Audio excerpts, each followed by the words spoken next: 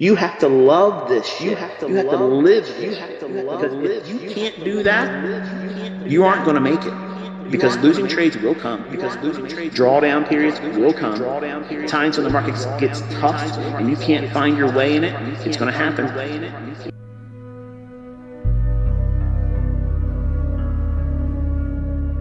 That shit's always going to be there.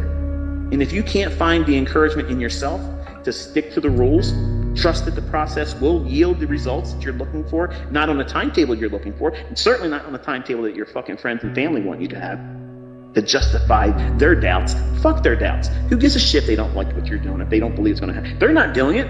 You are. You're putting the fucking work and effort into it. And when it comes time for you to pull out the fruits of what it is you're putting the hard effort into, and they're your spouse, they're your significant other, they get to share in that reward. Whether they change their tune after that or not, gives a fuck. That's not why you're doing it. You're doing it because you want to do this. You believe in it. I don't look at my wife, who doesn't like the fact that I'm still talking to you right now. I guarantee you, she's now one out on the balcony. That's her way of letting me know, you've talked too much today. But I got to get this off my fucking chest. And I don't have to apologize, and I don't have to see her attitude for a couple minutes until we go somewhere and get something nice and eat and whatever. But that's the shit that goes on when you're in a relationship. Relationships complicate this. It is so hard to balance not only your fucking self in this, but if you have a spouse or a significant other, or if your partner is not on the same page with you with this shit, don't talk about it. Find an avenue or an outlet that if you're having difficulty, you want to talk. And in that regard, I think a community is, warranted, or it's beneficial. Like that guy, his Twitter handle is ICT Concepts. He's got a nice group of people. They all come together. They usually come together after I do one of these Twitter spaces, and they, kind of like provide a soundboard for everybody else to take the opportunity to say, what did you get from that discussion? And what does that mean for you? And how does it resonate with you? What did you get from that? Or how did it make you think about things? Did it challenge you in any way? And hearing other people's perspectives and what they go through, that's great. I wish I was listening to it before I started listening to it. Because it's real people going through real shit, and sometimes it's not the good stuff. Sometimes it's them going through hardships, and they just need to be encouraged, because they're not getting the encouragement with the people they have around them. Their loved ones. I'm doing the quotes in the air with my fingers right now. Remember, that should be a strength, right? Your loved one, your spouse should support you in this. They should be behind you 110%. Honey, go get them, tiger. You're not going to get that shit. Not most of the time. If you have it, you are a unicorn, and be appreciative of that. Be thankful. Take the time out when I'm done with this and say, you know what? I want to let you know that I really appreciate you supporting me in this, because it's very hard. And it's very hard for me to manage everything that needs to go along with finding success in this. And I can't imagine how hard it would be if you weren't behind me. You need to take the time and give that acknowledgement to that person if it's happening. It's probably not. But if it is happening for you, you're a very lucky person. You're very blessed to have that.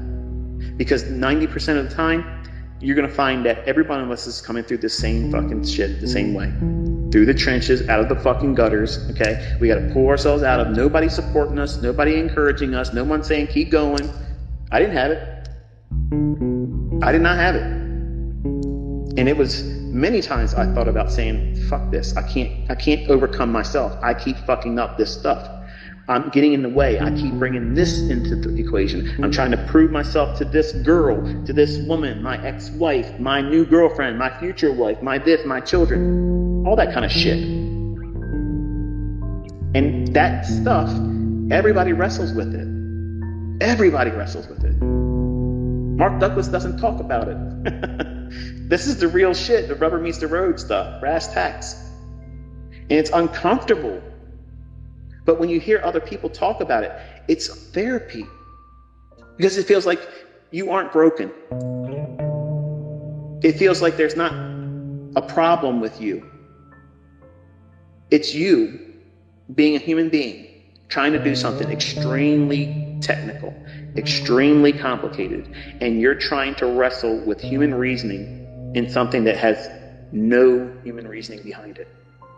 It's all algorithmic. And that's why you have to take the elements of humanism out of it and think about how people can lose money and how someone else can get their seat on the bus. Because that's what this is all about. That's all this business is. It's about taking from those who can have it taken from them and then profiting from that. That's how this business works. That's how this industry runs. And there's no way around it. It's packaged and marketed in a way where the average person can invest and build a good future for themselves. And very few find that.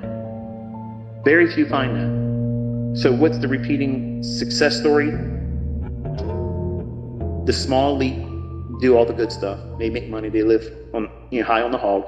And the average person finds failure, frustration, and they run away saying nobody can do it. And yet there's new suckers that come into the industry all the time. Every single day there's new people coming out and finding a reason to get in here and speculate. And social media keeps that rotating door turning. But if you're stuck in that rotating, revolving door and you haven't found your place yet, hopefully this conversation kind of like sparks that you have to look internally. Because you can't look at your spouse, you can't look at your wife. Like, I don't look at my wife to encourage me with this. Like, I can't rely on that. She's not going to see it the way I see it. My children aren't going to see it the way I see it or want them to see it. If my parents understood, what it is I do, they wouldn't understand it. They don't have a capacity to understand what it is that we do. My mother's got a 6th grade mentality. She dropped out of school in 6th grade back when I was in her stomach, basically. She said, "That's it. I'm not going to finish school." They don't have the capacity to understand what we're doing or what it is that I do and what I'm able to teach and share with you all. So I don't look out externally for other people to encourage me except for you, the student. And I tell you things like, don't share your trade results with me because, like the movie Fight Club, the First World Fight Club, we don't talk about Fight Club. Because for me to feel confident that I can share with you, that I can be open with you, is that you're not going to give me things to overcomplicate my frame of mind. When I'm sharing things and I see what I see in the chart, at the time I share them, I'm not thinking about Tom, Dick, and Harry in this collection or community of people that's going to take the information and do something reckless with it. I'm thinking about the student that sees me as someone that's taking my time, taking my energy and my resources and making them available to you free of charge, talking to you in a medium where I'm not monetizing shit. This is all free. I'm on vacation right now. My wife's looking at me like, what the fuck are you doing? She just said, I'm leaving. I want to see you succeed.